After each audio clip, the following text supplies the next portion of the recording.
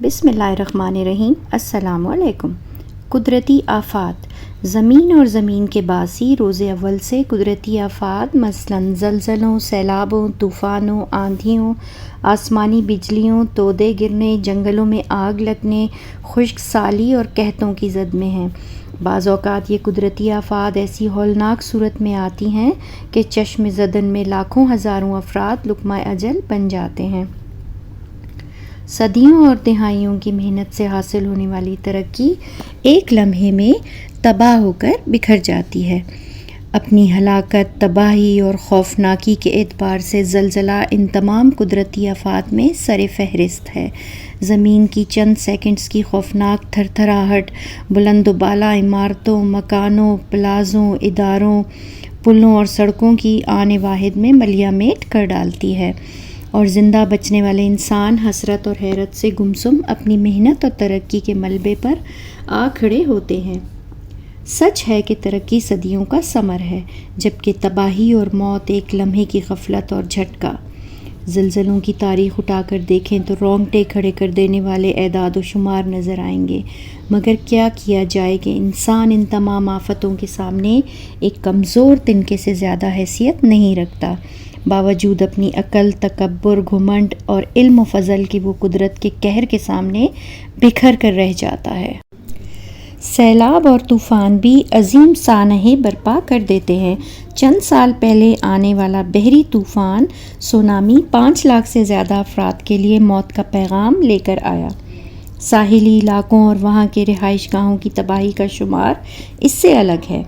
حیرت کی بات ہے کہ جدید سائنسی آلات بھی اس کی آمد کی خبر دینے سے قاصر رہے۔ یہ وہ لمحات ہوتے ہیں جب بڑے سے بڑا مشرک بھی اللہ تعالیٰ کے وجود کا قائل ہو جاتا ہے۔ جب خدا کے قہر کا کوڑا لہراتا ہے تو گندم کے ساتھ گیہوں بھی پس جاتے ہیں۔ کئی بلند پہاڑی مقامات اور ساحلی علاقے ہر وقت آسمانی بجلیوں کی زد میں رہتے ہیں۔ ہمارے ملک کے بلند شمالی علاقوں میں تو آسمانی بجلی کئی دیہاتوں کو صفائے ہستی سے مٹا ڈالتی ہے۔ جنگلات میں بھڑک اٹھنے والی اچانک آگ نہ صرف انسانوں اور جانوروں کے لیے خطرناک ثابت ہوتی ہے، بلکہ علاقے کے معاشی اور مالی حالات بھی متاثر ہوئے بغیر نہیں رہتے۔ دنیا بھر میں بہت سے علاقے اور خطے ایسے ہیں جہاں تیز رفتار آندھیاں چشم زدن میں وہ تباہی مچاتی ہیں جو ایک بڑے زلزلے سے ہی ممکن ہوتی ہے۔ مکانوں کی چھتیں اڑ جاتی ہیں، بجلی، گیس، پانی اور فون کا نظام معطل ہو جاتا ہے، سڑکیں بیکار اور پل تباہ ہو جاتے ہیں۔ آج دنیا کے بہت سے علاقے بشمول پاکستان قحط اور خشکسالی کا شکار ہو رہے ہیں، جس کے نتیجے میں غذائی اجناس کی شدید قلت پیدا ہو رہی ہے۔ زیر زمین پینے کا پانی تیزی سے کم ہو رہا ہے۔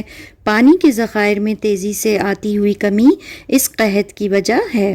انسان ان تمام قدرتی آفات کے سامنے حقیر اور بے بس نظر آتا ہے۔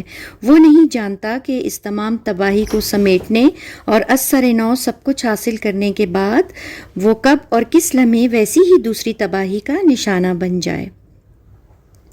موجودہ صدی میں اور آنے والے وقت میں ایک نئی قدرتی آفت، جس میں زیادہ حصہ ہم انسانوں کا بھی ہے، ہماری طرف بڑھنے کے لیے پر تول رہی ہے۔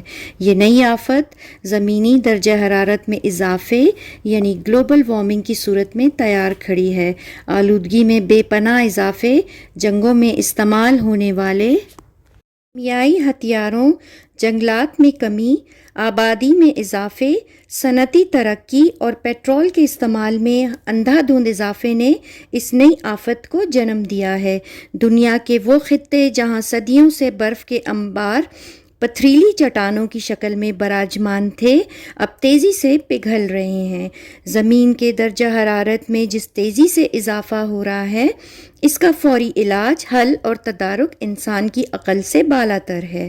اوزون کی تہہ میں بننے والے سوراخ سورج کی بے رحمی کو براہ راست زمین پر منتقل کر رہے ہیں۔ اس گرمی کا مقابلہ کرنے کے لیے جن مشینی آلات کا استعمال کیا جا رہا ہے، وہ بھی زمینی درجہ حرارت کو بڑھانے کا سبب ہی بن رہے ہیں۔ گلوبل وارمنگ کسی بھی زلزلے، سیلاب یا طوفان سے بڑھ کر قیامت خیز ثابت ہوگی۔ تیسری دنیا کے ممالک کے عوام تو یوں بھی محنتی اور جفاکش ہیں، مگر یورپی ممالک کے نازک اندام سرد ماحول میں پرآسائش زندگیاں گزارنے والے کیا کریں گے؟ ہمارا خوشگوار موسم ان کے لیے گرم ثابت ہوتا ہے، تو پھر بڑھتی ہوئی گرمی کیا قیامت ثابت نہ ہوگی؟ بہت سے جلدی امراض جن میں جلد کا کینسر سر فہرست ہے، اسی بڑھتے ہوئے درجہ حرارت کی وجہ سے دوسری طرف دیکھا جائے تو قحط اور توانائی کا بحران پوری دنیا کو اپنی لپیٹ میں لینے کو تیار ہے۔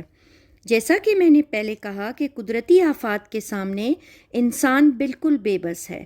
سائنسی آلات ہمیں ان کی آمد کی خبر تو کسی حد تک دے سکتے ہیں، مگر بچا نہیں سکتے۔ مگر گلوبل وارمنگ جیسے نئے خطرے سے بچاؤ ممکن ہے، اگرچہ بہت دیر ہو چکی ہے، مگر ابھی بھی اس کا فوری علاج اور تدابیر شروع کر دی جائیں تو بچاؤ ممکن ہے۔